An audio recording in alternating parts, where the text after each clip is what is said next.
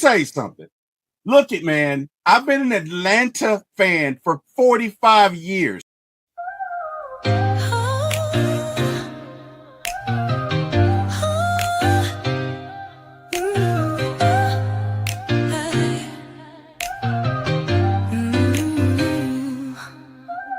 Late night vibes, we're turning up the heat. T-Will on the mic, can't accept defeat. My ATL sports show, he's running the game. Atlanta Falcons fly high, you know the name. In the heart of the A, where the pride runs deep. From the Braves to the Falcons, he's keeping it real, no sleep. He's got the scoop, every player, every play. Bringing the thunder every single day. T-Will, shining bright on the airwaves, bringing sports tonight. Atlanta heart, with a soul so free. My ATL sports show, it's the place to be. Good morning, good morning, good morning, ATL Falcon fans and everyone in the A and throughout the nation who is a beloved Atlanta Falcon fan. Welcome to Friday Morning Falcons. Glad to see everybody and looking forward to talking Falcons with you guys today. You guys will have to excuse me. My voice is a little on the tired side today, but it's okay. We're going to get through it. Glad to see everybody. And guess what? We got some fans in the stands and some folks in the chat already. So let's get to it without any further ado. We got Atlanta Falcon Commander. Good Football Friday, April 10th, 2026. Go Atlanta Falcons. Rise up, Dirty Birds. Hey, man, I love it. Smooth C says, sup, T-Will. I can dig it. What's going on, Smooth C? 82 Monte Carlo says, brada. What's going on, Carlo? Nathan Floyd says, good morning. Smooth C says, T-Will, shining bright. Hey, love it. I hope you guys are doing well on this wonderful Falcon Friday morning, and I hope you have an excellent weekend. And hey, man, with all of that being said, let's get to it. Smooth C says, good morning. So first things first, let's talk about the state of our Atlanta Falcons. The state of our Atlanta Falcons, right? So the old way of doing things was star driven, right? So we were top heavy. We had a lot of stars, not a lot of depth. And when I say the old things, I mean the most current regime prior to this one. Okie doke. We got Jeff Wolf in the building. Jeff says, okay, T-Will, I'm officially at 0% expectations this year. Well, hey, Jeff, hopefully the Falcons can change your mindset and hopefully we can make a playoff appearance this year. But hey, let's get to it. Old way of doing things, very star driven, skill position heavy. I believe the last 5 drafts prior to this one coming up, well, maybe last year, but they were all offensive players, and hey, they were all good offensive players. I have no issue with it. But there wasn't a lot of depth, reactionary roster building, and sometimes, not all the time, but sometimes we were weak in the trenches. And the result of it was, look, we could score, we could not control games because, you know, our run game was somewhat inconsistent in some ways, not always. We couldn't protect leads, we could not sustain success. And really, you know, we were kind of built for highlights, but not necessarily to win in January football. Now, with that being said, because I know some of you are thinking, well, wait a minute, T-Will, if, you know, certain timeouts had been called, if the team had been run efficiently, then we may have made a playoff appearance. And you're absolutely right. Look, and I mean, I love Raheem, but a head coach, unfortunately, he has not shown that he has the aptitude to do. Very bright guy, decent defensive coordinator, but it just seems like a head coach he is not. And, you know, basically based on some of his decisions and or policies and processes, yeah, we did underachieve. But I don't feel like that will be the case going forward. But again, that remains to be seen. Let's look at the new Falcons model, right? So the new Falcons model is trenches first, and this was announced by Ian Cunningham. So He's all about the trenches. Okay. Mr. Cunningham loves the trenches, all about it. Um, QB protection and efficiency, which took a hit because, as most of you know, or if you don't know, Caleb McGarry did announce his retirement. So we did go out and sign a new offensive tackle, but I don't know that the Falcons will not shift gears and try and maybe draft an offensive tackle. I don't know. We'll get into that later in the show. But we need depth across the board, and you've seen that reflected in the signings that the Falcons have gone about. No, they haven't signed a lot of sexy free agents, but they signed free agents with the particular skill set that they could plug into their system. These guys can play. They've shown flashes of brilliance. And we're looking forward to see what they can do with an efficient coaching staff.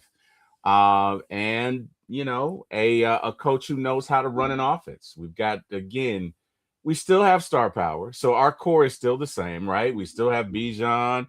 We still got Drake. We still got Penix. We got Tua now. We still got Kyle Pitts. We got weapons. That's not going to change. We still have Jesse Bates. We still have Xavier Watts. We still have Jalen Walker. So we've got some pieces, and we need to just put it together. But I think it's fair to say that they are assembling a team and not a roster. But I want to hear from you guys. So, guys, if you feel like this new regime has a better approach than the old regime, drop a 1 in the chat. If you feel like the old regime and their way of doing things was better, drop a 2. Again, if you feel like the new regime knows what they're doing, have their feet firmly planted on the ground, and they're moving forward, drop a 1. If you feel like the old regime was better, drop a 2. I would love to hear your thoughts. So Nathan Floyd says 1. He's all about the new regime. I appreciate that, Nathan. I agree. Let's see who else feels that way. Let's see who else agrees with you. But yeah, I'm confident in this team. I think this team can. I definitely think they can win a playoff, but I think this team can go far. I really do. I am super confident in what they got going on and looking forward to the results. So we're gonna move forward. Got a Falcons riddle right quick for you guys. Hopefully it'll wake everybody up, right? It's Friday morning and 9:42, and some of us are still a little sleepy. Smooth C says he agrees with the 1, so he likes the new regime. But here's our riddle for the day. I wasn't the star, but I stepped in when it mattered. I came into the league with high expectations, but my journey took a different path. I wore multiple jerseys before finding my moment in Atlanta. When the starter went down, I kept the Falcons season alive. I didn't have the flash, but I had the trust of the locker room. I helped guide a team to a winning record when things could have fallen apart. I played my college ball at a powerhouse and entered the league as a highly drafted quarterback. I may not be the name on the marquee, but real Falcon fans know exactly what I meant to that 2009 season. Who am I?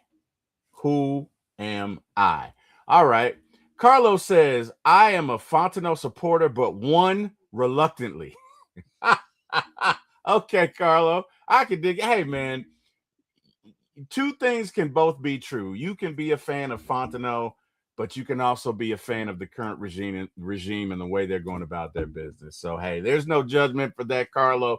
We know you love those Atlanta Falcons. It's all good. We also know you're loyal. No, not Chandler, Smooth C. Good guess, but not Chandler. Let's see. Good guess. Cool CC 7277. What's up, T Will? What's going on, Cool CC? Hopefully you're doing well, man. Good to see you this morning. So yeah, I'm gonna do the who am I again. I wasn't the star, but I stepped in when it mattered. I came into the league with high expectations, but my journey took a different path. I wore multiple jerseys before finding my moment in Atlanta. When the starter went down, I kept the Falcons season alive. I don't have the flash, but I had the trust of the locker room. I helped guide a team to a winning record when things could have fallen apart. I played my college ball at a powerhouse and entered the league as a highly drafted quarterback. I may not be the name on the marquee, but real Falcon fans know exactly what I meant to that 2009 team. Who am I? Who am I? Who am I? Come on, Falcon fans. I know y'all are out there. You can guess this one. The backup for 2009. I know you got it. I know you can do it. Well, we're gonna move on, but if you guys give up, Chandler was 98 QB. He was, right. So this quarterback was Chris Redman. Chris Redman. That was our backup for 2009. There you go, Falcon Commander. Great job. Great job, Nathan Floyd. There you go. There you go. Smooth C says ice. Okie doke. I can dig it. All right, guys. So let's get into it. We have no first round pick, right? Now, here's the thing. We could, and we've discussed this on previous shows, very well make a trade draft night. It would not surprise me at all if there was an announcement and either Kyle Pitts or Jesse Bates or somebody else was traded. I certainly hope not. Don't get me wrong. I'm not wishing for it. And I'm not trying to speak it into existence, but that could very well happen. Smooth C says Redmond as well. So you guys are getting it. But let's talk about what people are underrating. Pick number 48 is not just the number. It's a strategic handicap. And you know what, again, I don't know that I agree with that. And I'm going to tell you why. Because Ian Cunningham is known for two things. Number one is draft picks, and the other is scouting. And he has a plethora of experience in both. And I think that Ian can take some of these players along with our coaching staff. I think they have a plan to identify traits that they need from second, third, fourth, fifth round, sixth, seventh round picks. And I think he's going to be able to do that. So I'm not going to say that you can't necessarily get a starter. James Shank says Louisville is a powerhouse. Hey, man, it sounded good when I said it. Whatever. You got me. But I don't think 48 is necessarily a handicap. Now, you might not necessarily get a day one starter. You might get somebody that can come in and contribute and maybe the next year be a day one starter. You never know, but I'm confident in this regime and what they can do. Now, again, day one impact starter, you're probably not going to get that top tier athletic traits. You might not get that in the second round, but then again, we could always trade up. So while we do have limited options right now, the one thing that stands out to me about what Ian has said is this man loves draft picks. He loves draft picks. First thing he said, well, not the first thing, but the first thing I feel like he said with his whole chest in that press conference was, this is the last time, the very last, that we will ever have 5 draft picks. He said that. He also went on to say, you know, when I was with the Eagles or Ravens or whoever, there was a draft pick where we started out with 5, but we ended up with 10. And I think that was foreshadowing of things to come, right? I think he was letting us know then, hey, I'm going to make some moves. I'm going to wheel and deal. We might go in with 5, but we're going to come out with 8 or 9 or 10. And the closer we get to this draft, I really feel like we are going to trade somebody. So, quick little exercise, guys. If you feel like on draft night, the Falcons are going to make a trade, drop a 1 in the chat. If you disagree, you know, T. Will, you're bonkers. I don't know what you're thinking. Drop a 2. If you think that the Falcons are going to make a move on draft night and trade for a first round pick, second round pick, both, whatever, drop a one. If you disagree and say, T Will, you're losing it, buddy. We'll make trades, but we'll trade back. Drop a two. Okay. So Nathan agrees with me. He says that the Falcons probably will make a move on Thursday night in the draft, and they'll make a trade. James disagrees with me. James feels like, no, we will not make a move on draft night. We'll probably trade back or whatever we're going to do. It won't be on Thursday. We got Voodoo Lounge in the building. What it do, Voodoo? How you doing, man? Hopefully all is well. Good morning to you. So yeah, if you guys feel like the Falcons are going to trade either Pitts or somebody else on draft night for a first round pick, drop a one. If you disagree and feel like, no, they're not going to do that, they're going to make a move the next day, drop a two. So Smooth C agrees with James. He is not feeling the move on Thursday night. He feels like the Falcons are going to go in a different area and do it on two. Voodoo Lounge agrees. Carlo agrees. So it looks like the crowd feels like there will be no moves made on draft night, and that it's gonna, or not on Thursday, not in the first round, maybe in the second round. That's how you guys feel. And you know what? That is perfectly fine, guys. Totally with it. Let's talk some more about this situation. So let's talk about what this forces you to do. Draft for fit instead of flash. In other words, you got to draft guys that fit your system. And I would agree with that. And you got to hit on development players and trust your coaching staff. Now, this is something I really want to talk about, guys, because, and again, I don't want to speak out of turn, and I want to make sure that I am speaking appropriately. But in some instances, it really feels like the Falcons have not been great at developing defensive line in the past. Okay. Present regime excluded. And, well, to be honest, last year, Falcons, we did a great job of blitzing. Now, we did draft two pass rushers. Understand that.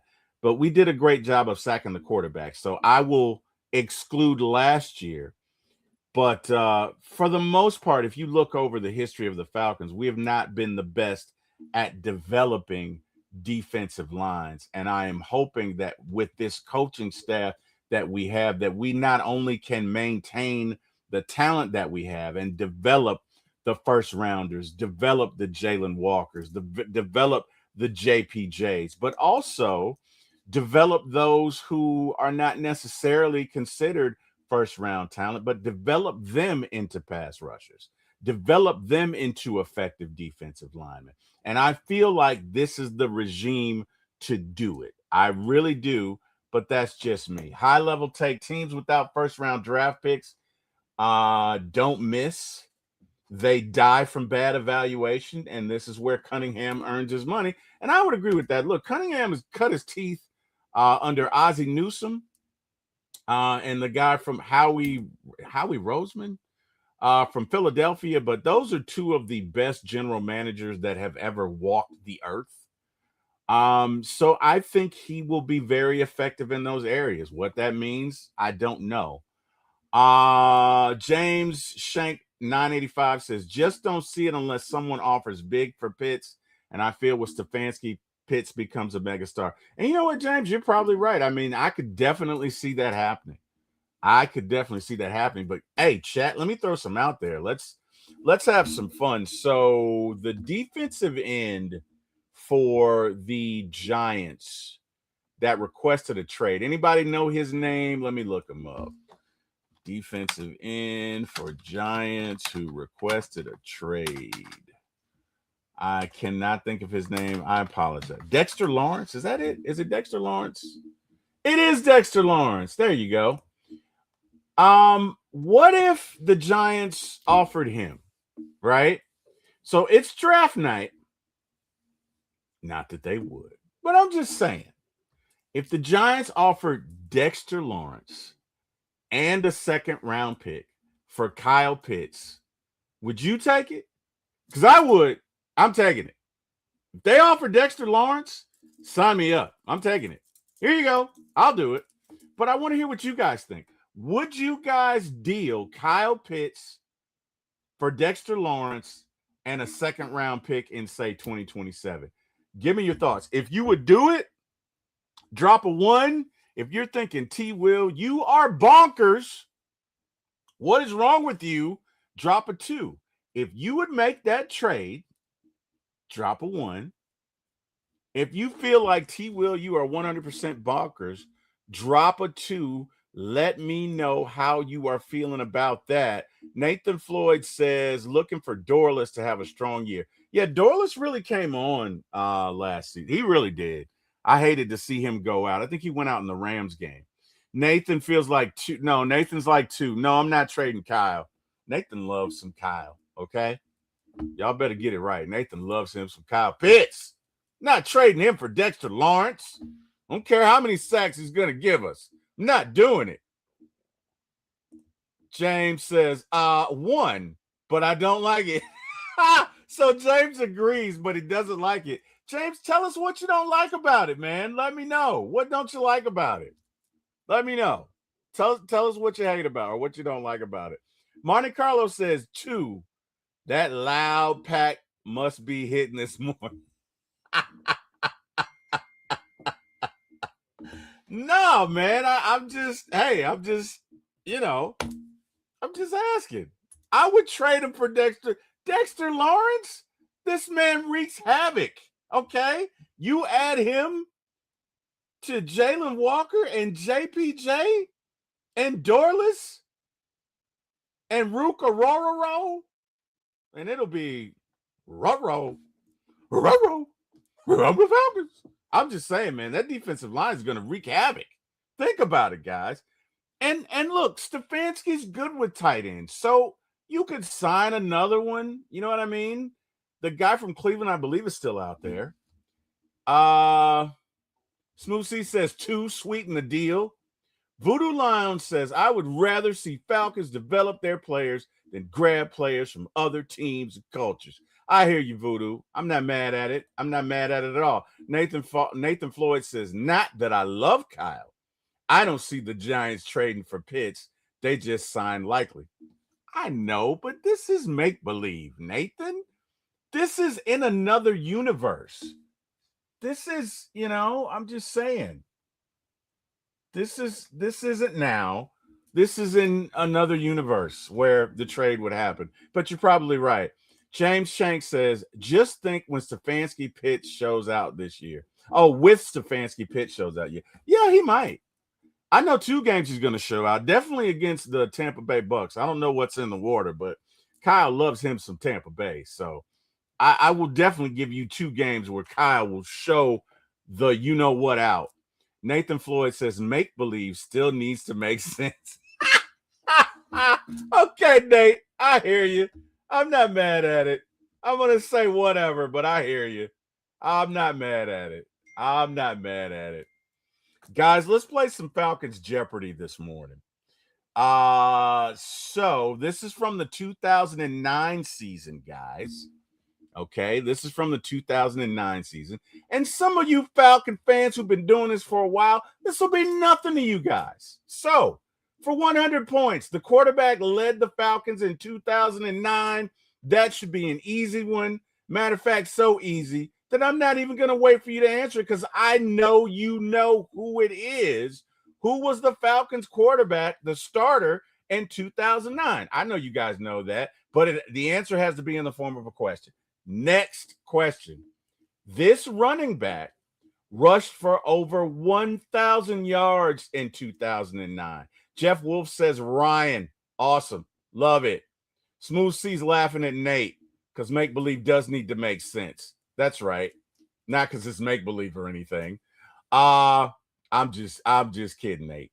The running back who rushed for over 1,000 yards in 2009 was, okay, for 300. This wide receiver was Matt Ryan's top target.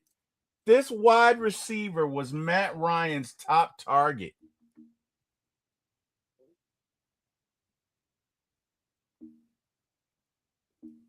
This wide receiver was Matt Ryan's top target.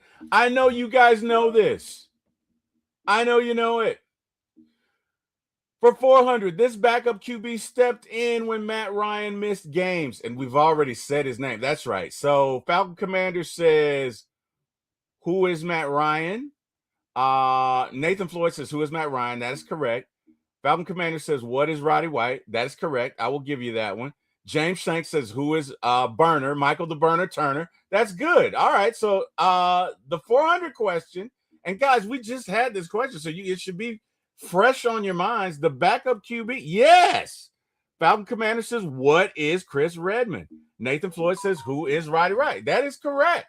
All right. And the last one, this Falcons tight end had a breakout season in 2009. This Falcons tight end had a breakout season in 2009. Think of the 2009 Falcons and who that tight end was and where he used to play. I know you guys got this. Who is Tony Gonzalez? Great. You guys are all awesome. You guys are so awesome that, you know what? You guys are so awesome that you get this. There we go. Matter of fact, let's do it again. You guys are awesome. Nathan says, who is Tony G? Got it. All right. So, as most of you know, Caleb McGarry went down. And although we did go out and sign a young man, Jawan, I can't think of his last name. It's on the next page. I don't know that he is as strong in the running game as Caleb McGarry was. And make no mistake about it, Caleb McGarry is a mauler, okay? First of all, Caleb McGarry is a massive human being. Jawan Taylor. Thank you, Nathan. Appreciate that, man. Thank you, my guy. Jeff Wolf says Taylor. Yep. Thank you. But Caleb McGarry is a massive human being. Okay. He's at least 6'8". Like, he's huge. I saw him at training camp and I was looking up like this. Like, that's a mountain of a man. Okay. Yeah. You see him coming your way. Move. Get out the way. Get out. You better move. You better move, okay? You see Caleb McGarry coming your way, coming off that line, you might want to move, bruh. It's going to be bad intentions. And look at, I think it took its toll on them. You know, these guys pay a price when you talk about going out there and putting it on the line and putting their bodies on the line. These guys pay a price, okay? And I guess he just didn't have it in him. You know, look, we see guys come back from ACL tears all the time, but again, that's a big man, and those are some big knees and big feet, and you know, everybody just, you know, I guess he didn't have the love for it anymore, you know. And football is a game. If you're going to be out there, you got to have the love of it. If you're going to take that abuse, you got to love it, man. You got to love it. Not that I played professional football, but I played in a lot of rec leagues from the time I was 28 up until maybe 40, 42, maybe even 45 or whatever. But it, you know, the day came that when I went out there, my back was sore. It would lock up. It became work to get out there and play on the field. And it wasn't fun.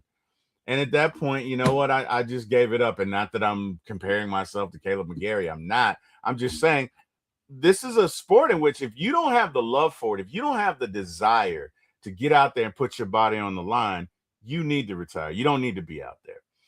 McGarry was not elite. He was definitely functional. He was dominant in the run game. Okay? He was dominant. He set the tone physically. And look it, with Caleb and Chris on that right side, hey, man, so it's a long day if you're trying to stop the run. Okay? So my point is the Falcons are going to feel that. Nathan Floyd says, according to Stefanski on 929 a game, McGarry's retirement wasn't a surprise. It was something that they were talking about. Yeah, probably because of that injury. And again, all indicators suggest that, he just didn't have it anymore. But hey, man, good for him. I certainly I wish you well, Caleb, in your future endeavors. And we got to move on. So out goes Caleb McGarry. In comes Jawan Taylor, who is a better pass protector. Okay. I'm told he has very quick feet. So on 92.9 The Game earlier this week, one of the gentlemen was talking about Caleb, and I think it's from the morning show, the one that starts at 6 a.m. or 5 a.m., whatever the time. But he was talking about how quick Jawan Taylor's feet are, and that he is a great pass blocker. And it bears that out. When you look at his PFF score, I think it's like 67 or close to 70, which is good in the pass block. In the run block, not so much. But again, you do have arguably the best offensive line coach in history. So I got a feeling he can probably, help out Jawan in the run blocking game, right? Again, he is not as physical as McGarry. I will say that, but we have an excellent Hall of Fame offensive line coach, and maybe we can get the best out of him, so we will see. Does this mean that the Falcons will take an offensive tackle in the draft? They could, not sure about that. General rule of thumb with offensive linemen is unless you are just going after a stud, like the guy the Lions drafted the other year in the draft, I can't think of his name, but unless you're just going after a guy that you just know is going to be a stud, if you draft an offensive lineman, it's kind of understood that he's going to be a contributor maybe the second and third year after that, or at least the second year. Like, very few offensive linemen are able to come into the NFL and grasp it like that. There's so much more responsibility and so much more complexities in the scheme that it typically takes an offensive lineman. It takes them a while, and you could argue, well, Falcons, if you knew it was coming, right, then why wouldn't you go out and sign an offensive tackle if you knew this was coming? If you'd been having conversations about it, right? And I'm gonna tell you why Stefanski answered that question, or why I think he answered that question. It's because I've heard some people that were kind of upset with Caleb saying, well, if you knew you were going to retire, why wouldn't you tell us at the beginning of free agency when we could have signed an offensive tackle that was closer to your skill set, that was able to, you know what I mean? And I don't have an answer for that, because that very well could be the case. Now, again, if you've been talking about it for weeks or however long that period is, if this didn't surprise you, then why did you not go out and sign an offensive tackle, who, by the way, is your blind side blocker for not your one, but your two left-handed quarterbacks? So, guys, this is a big deal. This is not something to just ho-hum whatever. This is a big deal. This is your blind side blocker, okay? Your blind side blocker. So when your quarterback has his back turned, okay, dude on the right side is your blind side blocker. And we have two quarterbacks with an injury history. So this is nothing to take lightly, guys. Nathan Floyd says it's not like we're going after the top free agents available anyway. Nate, you got a good point, okay? But you can't skimp everywhere, Nate. You can't skimp everywhere, right? And right now, I think we got because of his retirement, I think we got like $24 million in the kitty. So we could go out, and we did go out and sign an offensive tackle, but if we weren't happy with that, we could go out and sign somebody else. So I mean, we'll see. Jeff Wolf says he took the Tony G way out. If you know, you know. Hey man, if you know, you know. Guys, if you feel like because of this development, the Falcons will make offensive tackle a priority in the draft, drop a 1. If you feel like because of this new development that the Falcons will make offensive tackle a priority in the draft, drop a 1. If you feel like, T. Will, you're making a mountain out of a molehill, guy. Come on, T. Will. We signed a guy. We still got Storm Norton. We're gonna be all right. All right. Stop griping. Drop a 2. Right? Drop a 2. Now, mind you, football is won or lost in the trenches. Okay? Again, football is won or lost in the trenches. The hallmark of this Falcons offense is going to be the run game. Okay? Caleb McGarry was and is a mauler. I don't know that Jawan Taylor is a mauler. So, again, guys, if you feel like the Falcons will make this a priority in the draft because it's critical to our survival, drop a 1. And when I say make it a priority, I mean no less than 4th round, meaning between the 2nd and the 4th round, they will draft an offensive tackle. Drop a 1. If you feel like T. Will, you are tripping, buddy. Calm down, T. Will. Calm down. What are we doing? Drop a 2. Nathan says, I think they still draft an offensive tackle. I thought that before McGarry retiring. James Shanks says 1. So you guys do think it will be a priority. Okay. So I'm not that far off my rocker. I appreciate that, guys. I really do. I really do. That's what's up. Jeff Wolf says, figure most likely they pick up a starting lineman after cuts at the end of camp. And Jeff, that's a good point, right? So Jeff's talking about a cap casualty, but that is a good point. That is also something that the Falcons could do. Now, something else that the Falcons could do is they could sign yet another one because, again, you know, Ian says that this is, what did he call it? The second season or the second period of the, I think he called it the second period of free agency. So we could go out and sign somebody else.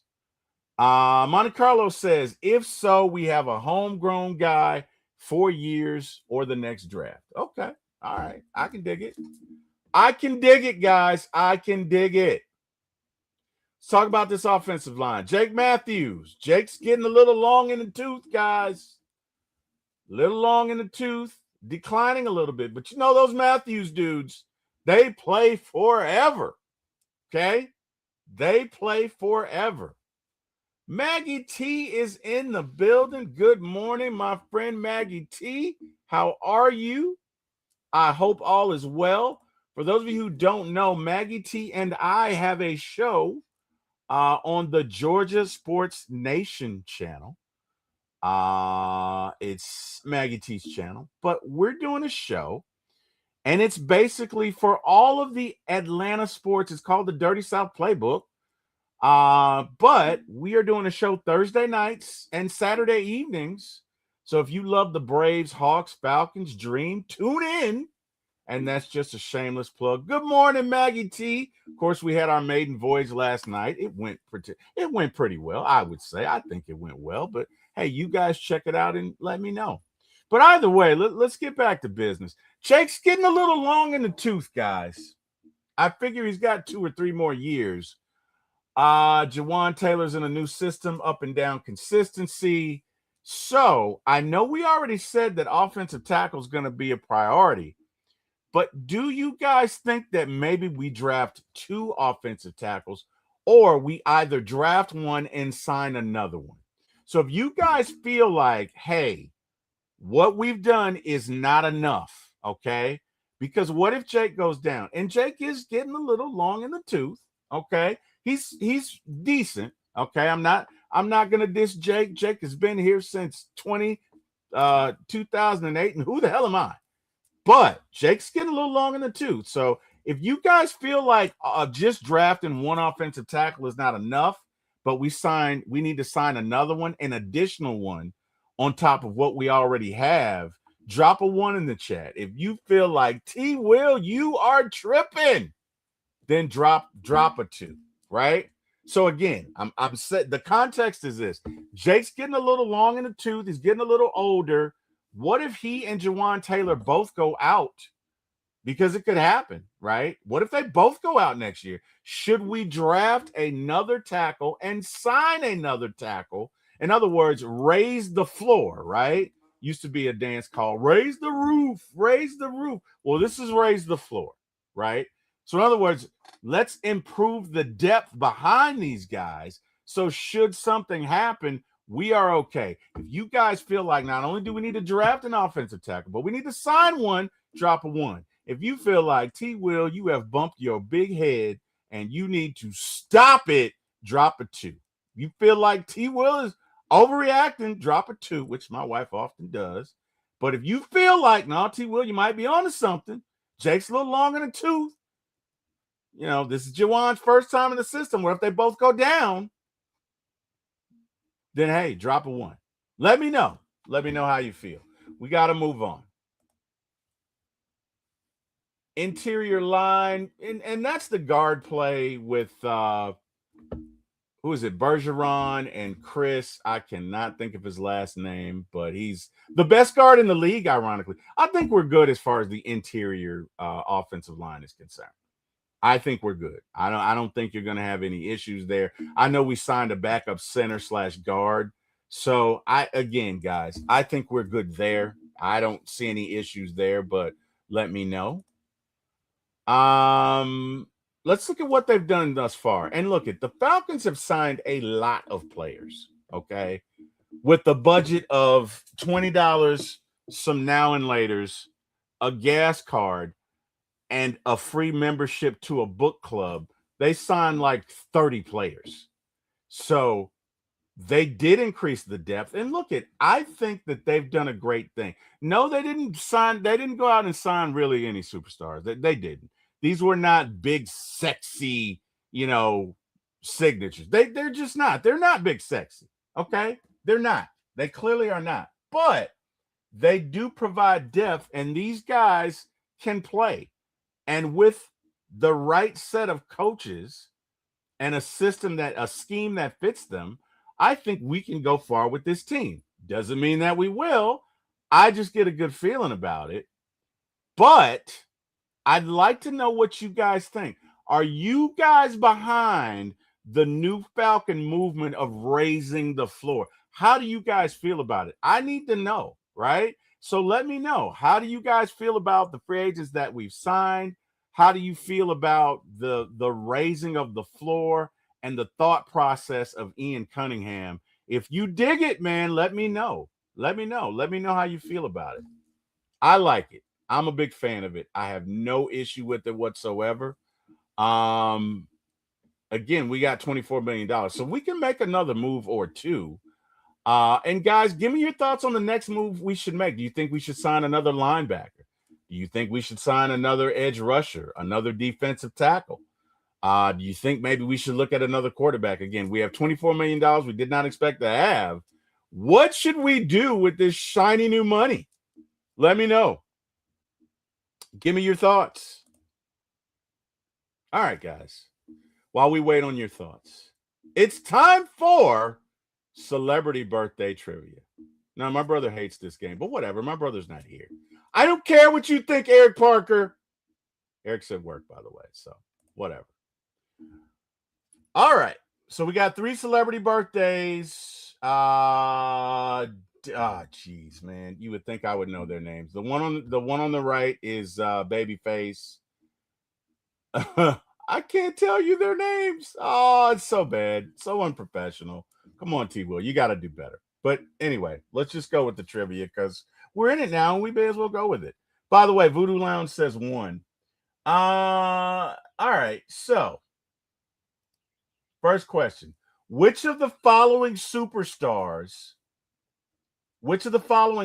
was written and or produced by the legendary R&B icon that's clearly on your screen and most of you should know?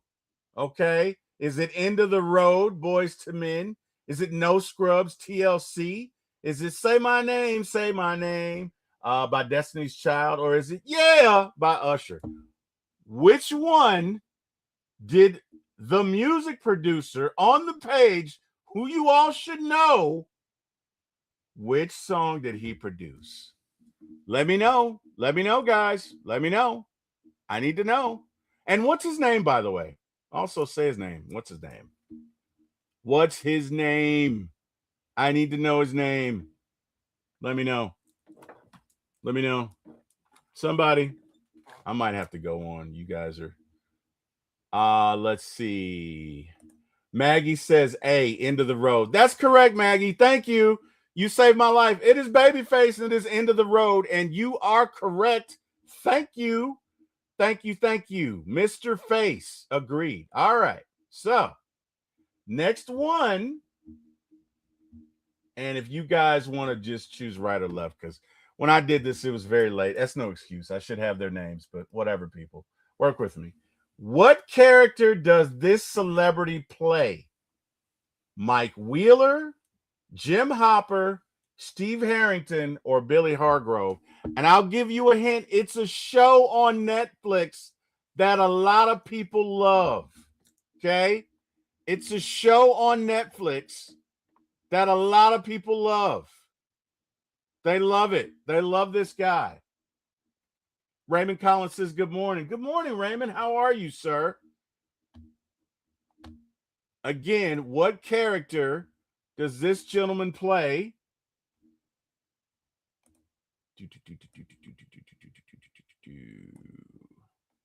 I think his name. Oh, I can't tell you that. You know what? I will tell you that. I don't want to tell you. I'll tell you the show.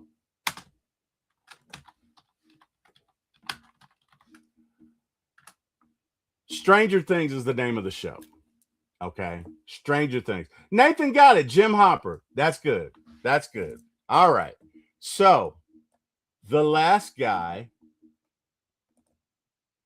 whose last name is Hunnan, and that's correct, Nate. Stranger Things.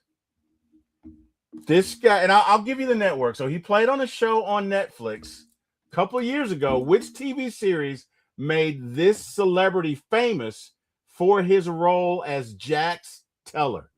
Okay. Which TV series made this celebrity famous for his role as Jax Teller? Ah! Voodoo says, Stetson Bennett. You know that's not right, Voodoo. Which TV series made this celebrity? That's right, Nate. Sons of Anarchy. Nate, I think you and I could hang out, man. We watch a lot of the same shows. I can dig it. Son of Anarchy. All of these gentlemen have birthdays today. That's what they have in common. So, guys, thank you so much for participating in Celebrity Jeopardy. That was awesome. Appreciate you guys. Next time, I'll be sure and include the names. T will get it together. All right, let's talk about this defense, guys. Let's talk about it. I would say that it is deeper. Now, look, we did lose Caden Ellis. And to me, that's probably our greatest loss. And no disrespect to Arnold Ebiketie. He's a decent rusher, but I think that we have the personnel to absorb that. But Caden Ellis, very good linebacker in our system, great rusher, captain on the field. You just don't replace that easily. But I do think that we do have more rotational pieces, and we did get deeper. Now, I don't know that we effectively replaced him, but I think what's going to happen is Divine Diablo is going to take more of an active role as the linebacker, as the lead dog or the lead linebacker in that defense. That's what I think. Big issue. No dominant pass rusher, which means QB gets time, secondary gets exposed. I'm not going to say it's no dominant pass rusher. I mean, look, we did sign some guys who can rush the pass. If Ojulari stays healthy, he can get you 10, 12 sacks. Jalen Walker can definitely do that. If JPJ, who may miss 6, 8 games, comes back, maybe he can get you 7 or 8 sacks in 7 or 8 games. So I definitely think we will have a pass rush. Will we be able to get there with 4? I'm not so sure about that. That I'm not so sure about. I think the Falcons will still have to blitz a lot. But I could be wrong. I do think the Falcons will still have to blitz a lot. Um, but guys, give me your thought. How do you feel about this defense that we have now? How do you feel about this defense? Do you feel like we will be able to? Voodoo says Red Guardian. Yep, he did play that. You are correct. How do you guys feel about this defense? Do you guys feel like we'll be able to stop the run? Are there any moves that the defense has made that makes you feel like they're going to be able to stop the run, or do you feel like there's a piece out there that we still need to sign or draft? How do you guys feel about our defense and stopping the run? Give me your thoughts on that. And I honestly don't know. I think we'll be a great pass rushing team again. I don't know that we're going to get 57 sacks. I mean, we could get 45 to 50. Um, I mean, 57 is a lot. So I don't know that we duplicate that. We could be better. Who knows? It's the second year with um Ulbricht, but again, Ulbricht has some new players. So we don't know what's going to take and what's not. The unfortunate thing is at the end of last year, we started to get there or apply pressure on the quarterback with four rushers. We were able to do that. Now, at the beginning of the year, we had to blitz a lot, but toward I'd say the last three games, you started to see guys get there rushing four. And the advantage of rushing four down linemen and dropping seven into coverage is it's hard to complete passes, right? We saw that with Seattle. Seattle is a perfect example of that. Where in the Super Bowl, I don't know that they sent a guy on a blitz, or if they did, it was sparingly. I don't know that they sent one guy on a blitz in the Super Bowl.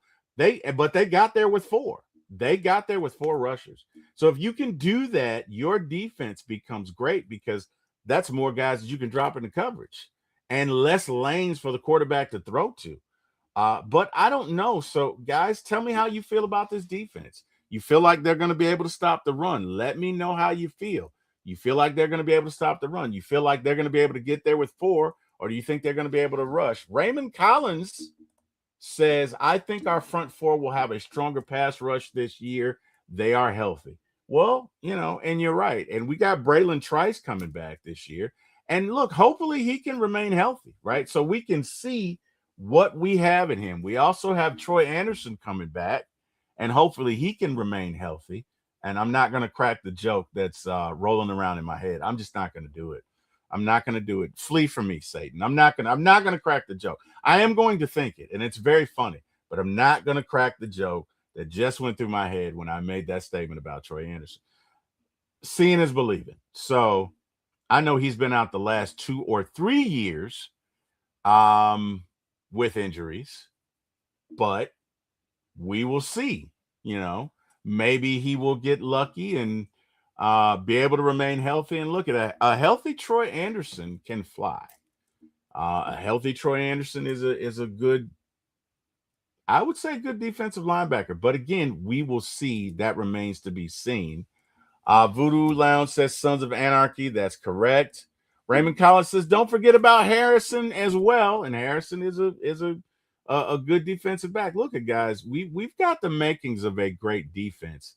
I'm just not sure that we're going to be able to stop the run because we really, at times, not every game, but at times we were ineffective against the run. So if it's one thing we need to correct is that, okay?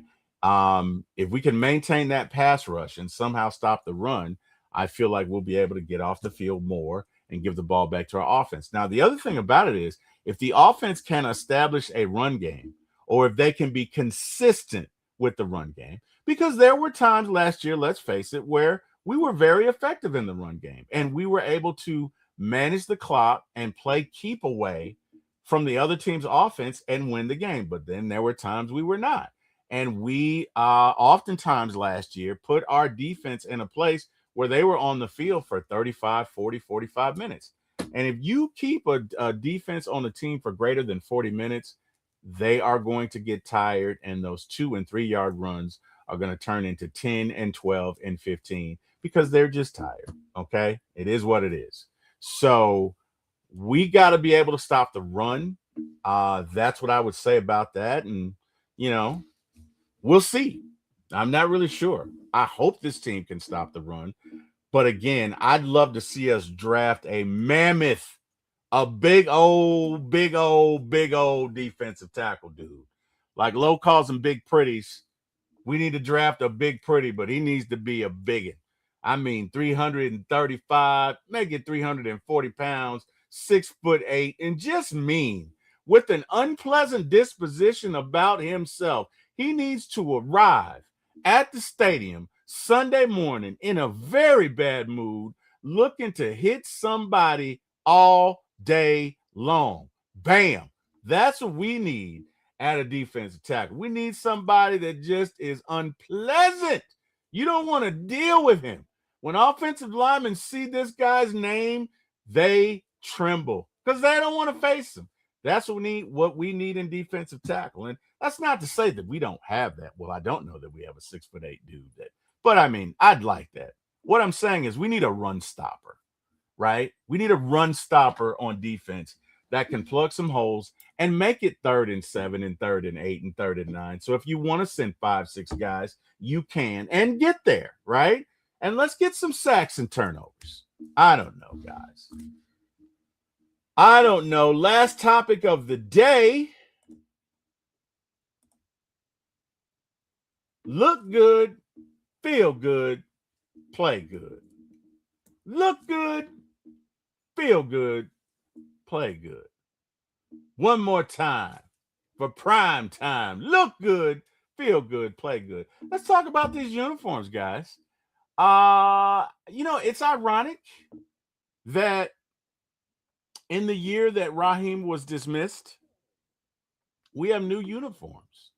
Now, I mean, again, this was coming whether Raheem was dismissed or not, but it's just interesting that we not only have new leadership, but we have a new look about us.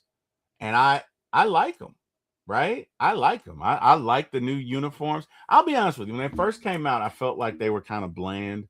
But now that I've had time to sit with it and sit in it, I'm looking forward to it. I'm gonna go and get I'm gonna go and get the red one and the white one. I think they're gonna look great with a set of jeans. Sometimes simplicity is best, you know, and I am really a fan of these new jerseys, and I think the players will be. And I think that will be reflected in the play. I think their attitude will change. And again, this is just me. Doesn't mean it's going to happen. But guys, give me your thoughts about the new uniforms. How do you feel about them? And more importantly, from the context of, do you think that the Falcons will play better in these uniforms? Nate says Christian Miller out of UGA. Go Dogs. Agreed 100%. You guys think that these uniforms, you guys think the Falcons will play better? And before you think T will, that's just as silly as can be. You know what I mean? Nobody cares about that stuff. Well, I beg to differ because we have a good record in the throwback jerseys. We have a great record in the throwback jerseys. So on some level or another, it matters. Guys, let me know your thoughts. In these new uniforms, do you think we're going to play better? Do you think because we look good, we're going to feel good? And as a result of us feeling good, we're going to play good. Let me know if you think these new uniforms, let's say, are going to be responsible for 2 or 3 more wins, drop a 1. If you think it doesn't matter, drop a 2. Let me know your thoughts. Let me know how you guys feel. I would love to hear it. I'm here. And I just want to know what you guys think. I, for one, think I know Bijan loves them. He said so in the interview. I think all the players love these uniforms. They just love the red, right? That Falcons red looks good. And I think when you see it with those pants and they come out there and that first game, it's just going to be bananas. I think that they took the classic jersey or the throwback jersey and basically applied the same principle and gave us a red and a white copy of it. And the more I think about it, the more I really like it. I really like it. So I'm super excited about it. But yeah, man, let me know what you guys think and how you feel about it. I think it's great. I think it's great. I don't have an issue with it, but let me know. Let me know. Let me know. Let me know. Do, do, do, do, do, do, do, do, do. Ay, ay, ay, ay, ay, ay, ay. Well, guys, that's pretty much it. We are at 1 hour. And wow, I timed that perfectly, just right at the end there. So, hey guys, to everyone who joined, I want to thank you guys so much for joining. You guys could have been anywhere in the world. You chose to be with me this morning. You chose to give me a little bit of your time, and I am eternally grateful, and I am thankful, and I am so appreciative. Thank you so much for that. I appreciate that. And hey, I just love talking Falcons with you guys. I hope you guys have a wonderful weekend. Everybody stay safe and enjoy yourselves. We got some events coming up, right? The Hawks play tonight and really need to win so we can secure that 5th or 6th seed. Nathan says, sorry, brother, working this morning. Nate, don't you dare apologize. You make that money, sir. Hey, man, all good. You owe me no apology, sir. I just appreciate your time this morning. That is great. So, yeah, man, to everybody who joined, we appreciate you. We are so thankful. You can find me at For My ATL Sports 1 on YouTube. Again, the number 4, My ATL Sports, and the number 1. Falcon Commander likes the uniforms. He says, love the new and current uniforms and look like our uniforms from 2003 to 19. Go Atlanta Falcons, rise up Dirty Birds. I hear you, Falcon Commander. Amen. I'm a fan. And by the way, Falcon Commander, I think you had a birthday a couple of weeks ago. Happy belated birthday, man. I think I told you, I'm not sure, but happy birthday. I hope it was a good one, and hopefully you'll enjoy your weekend, brother. But yeah, no, I love those new uniforms, but yeah, you can see me at For My ATL Sports 1 on YouTube if you're with the Atlanta Sports. Again, we've got a show Monday night at 6:30 called the Monday Night Falcon Express, and every Friday morning we've got the Friday Morning Falcon show. And Thursday and Saturday, you can catch me at Georgia Sports Nation for the Dirty South Playbook, talking all things Atlanta, the Falcons, the Braves, the Hawks, the Dream, maybe some Dogs, maybe even some Atlanta United. You never know. But either way, you can catch me there. So if you like movies, TV series, For My ATL Movies 1, or For My ATL Movies, rather, on YouTube, come check your boy out. Anyway, hey, God bless you guys. Heaven smile upon you. I thank God for you guys. To Mr. Jack Spade and Mr. Eric Parker, who gave my start in this business. I thank you guys. I'm eternally grateful. Maggie T, looking forward to working with you, and you guys have an amazing day. Thanks, everybody. By the way, Falcon Commander says, thanks, having a party tomorrow at 4 p.m. So, yeah, man, well, enjoy your party, Falcon Commander. Enjoy your party, and you guys be safe. I don't know if you want to drop the location. If you do, I'll hang out for just another sec, Falcon Commander. If you don't, just let me know. Well, you know what? I got to roll anyway. So you guys have a great weekend. Thank you, everyone. And I will see you Monday night. Actually, I will see you tomorrow, probably around 4 for the Georgia Sports Nation Dirty South Playbook. Have a great day, everyone. Be safe. Go Falcons! Let me tell you something. Look it, man. I've been an Atlanta fan for 45 years.